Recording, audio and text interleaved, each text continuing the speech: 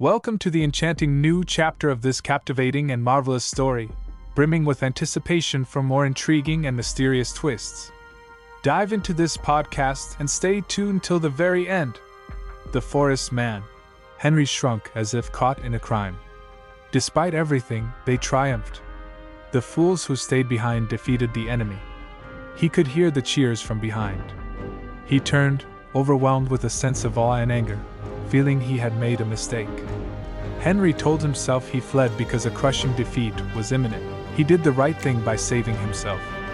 Henry was a small part of the army, and every small part had to save itself if possible.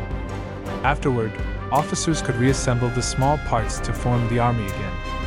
Henry reassured himself that his action was wise. He thought about his comrades who stood their ground and won the battle. This idea heightened his bitterness. It seemed their foolishness had deceived him. He believed he acted cleverly by fleeing, and now he felt intense anger towards his comrades who didn't do the same. Henry realized his comrades would mock him upon his return to the camp, and he began to pity himself for the mistreatment he would face from them. He left the battlefield and headed towards a dense spot in the forest, wanting to distance himself from the few gunshots that still echoed. The ground was covered with mounds, shrubs, and trees close to each other. He had to make his way through them. Thorns from the shrubs wounded his feet, and tree branches blocked his path. He couldn't walk quietly in the forest. Instead, he emitted a loud rustling sound, becoming afraid that others might hear him. He ventured far into the forest, seeking a dark place to be alone. After a while, gunfire diminished, and the sounds of cannons faded away. The sun shone through the trees, and insects produced rhythmic sounds. It seemed as if they were playing music. The woodpecker tapped on a tree trunk, and a bird flew through the air. Far away was the hum of death, but here, Henry only heard the sounds of nature. Amidst this scene, Henry felt somewhat better. He felt serene. A pine cone fell from a tree, landing next to a fleeing squirrel, and Henry realized this was the law of nature. The squirrel understood there was danger and fled far away. Henry ventured deeper into the forest, finally reaching a place where high, arching branches formed what looked like a small church. Pine needles created a brown carpet, and there was a faint light. Shocked, Henry stopped at the entrance. Before him lay the body of a man leaning against a tree. The man wore a once blue uniform, now faded to a gloomy shade of green. His eyes, once staring at Henry, turned into a dull, fish-like color. His mouth was open, and his lips, once red, turned into a terrifying yellow. Tiny ants crawled on the man's grayish skin, with one carrying something above his upper lip. Henry screamed upon seeing the corpse, and couldn't move or shift his gaze away from the man. He seemed to have turned into a rock for a few minutes. He stared into the strange eyes of the unfamiliar man, slowly placed one hand behind him, leaned against the tree, and began to retreat step by step, still looking at the man. He feared if he turned around, the corpse would leap up and chase him. Finally freeing himself from the branches and mounds, Henry fled far away. He didn't look in any direction but focused on running. In his imagination, the image of the crawling black ant persisted above the gray face. After a while, Henry stopped and listened intently. He was panting from the enemy's pursuit. He imagined a strange sound coming from the dead man's throat, screaming. The trees moved behind him with the gentle wind, and a gloomy silence settled over the place. The owner of tattered clothes. The sun had set, and the buzzing of insects momentarily ceased. In the midst of this stillness, suddenly, numerous overlapping voices erupted. Henry paused and strained his ears. A distant shout reached him, and amidst the silence, Henry heard the rhythmic sounds of gunfire and cannon fire. Henry's mind scattered in all directions. He imagined the two armies still locked in battle. After listening intently for a long time, he began to move towards the battlefield.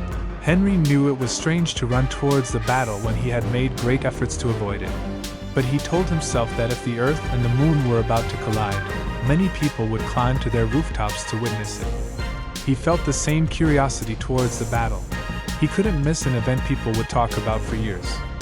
As Henry ran, he reflected that the battle he had witnessed was just a prelude. When he heard the current sounds of battle, he began to doubt if he had seen fighting before. The Americans had been comical. He and his comrades thought they would triumph, believing they would be heroes, but in reality, no one would ever mention them. Henry rushed forward, and the sounds of the battle became like the terrifying grind of a machine. Hearing those sounds was exhilarating, but he needed to get closer to see what was happening. Finally, Henry reached a road where a crowd of wounded men was slowly moving away from the battlefield. They cursed, groaned, and wept. One man carried a shoe filled with blood, jumping like a schoolboy, while another sang loudly with a trembling voice. Many men were angry, and some helped carry an officer who shouted orders to those nearby. Henry joined this crowd and walked with them. A man in tattered clothes calmly walked beside Henry. Covered in dust and blood, with patches of gunpowder on his hair, he listened to a sergeant talking to him. After a while, the man in tattered clothes approached Henry, attempting to start a conversation. He asked, "It was a good battle, wasn't it?" Henry, deeply lost in thought, raised his eyes to the pitiful face covered in blood and said, "What?" The man repeated, "It was a good battle, wasn't it?" Henry replied, "Yes," and started to walk faster, but the man caught up. He continued, "I've never seen men fight like this before. What a battle! I knew our boys would show strength once the fighting began. I knew things would turn in our favor. Our boys are fighters, no doubt." The man looked at Henry several times, trying to encourage him to talk, but Henry remained silent. The man continued his narrative. "I was talking to a boy from Georgia in the enemy's army. He said he would run once the firing started, but I said we wouldn't. I said maybe his men would run, and he laughed. Well, no one ran today, did they? Everyone fought with all their might." A look of love for the army appeared on his face. After a while, the man asked Henry, "Where were you hit, lad?" Henry felt panic at the question. Henry asked, "What?" The man repeated, "Where were you hit?" Henry stammered, "Why? Why?" Suddenly, Henry turned and started running through the crowd. His face turned red, and his fingers clenched one of his buttons in tension, staring at it as if it held some message. Jim Conklin. Henry stepped back to the rear of the crowd and remained out of sight until the ragged soldier disappeared, then began to walk with the others. However, he was surrounded by the wounded. The question posed to him by the ragged soldier made him feel that his shame would be noticeable to everyone.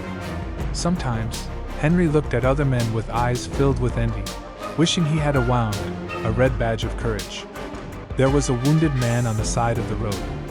Other men tried to help him, but he pushed them away, asking them to leave him alone. His face was gray, and his lips were tightly closed. The man moved with difficulty, as if trying to protect his wounds. It seemed like he was searching for a place to stop during his walk. He appeared to be a person looking for a graveyard. Something in the way the man gestured to the other soldiers to stay away astonished Henry. He shouted in horror, then placed his hand on the man's arm and, when he turned, Henry exclaimed, "Jim Conklin!" A small smile appeared on Jim's face as he said, "Hello, Henry." Henry repeated, "Oh, Jim! Oh, Jim! Oh, Jim!" Jim asked him, "Where were you, Henry? I was worried about you." Henry could only say, "Oh, Jim." Jim said, "You know, I was there, in the circus. I got wounded, badly wounded. The situation is extremely bad." As the two friends continued their journey, suddenly fear overcame Jim. He grabbed Henry's arm and began to speak in a trembling, whispered voice. Henry saw his friend was terribly weakened. Jim said, "I'll tell you what worries me, Henry. I'm afraid I'll fall to the ground, and either they leave me here, or the artillery wagons run me over." Henry rushed to his friend, attempting to pull him off the road.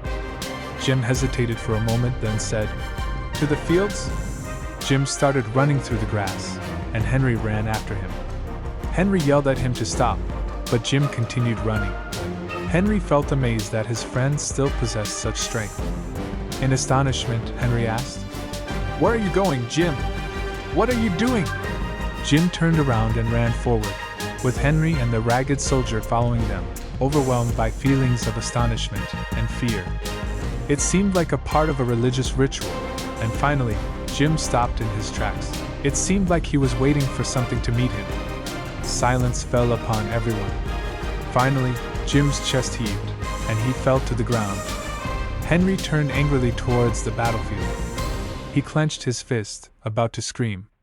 Above him, the red sun disk clung to the sky like a biscuit crumb. If you enjoyed the video, consider giving it a thumbs up, subscribing to the channel, and sharing the video with your friends. Thanks for tuning in.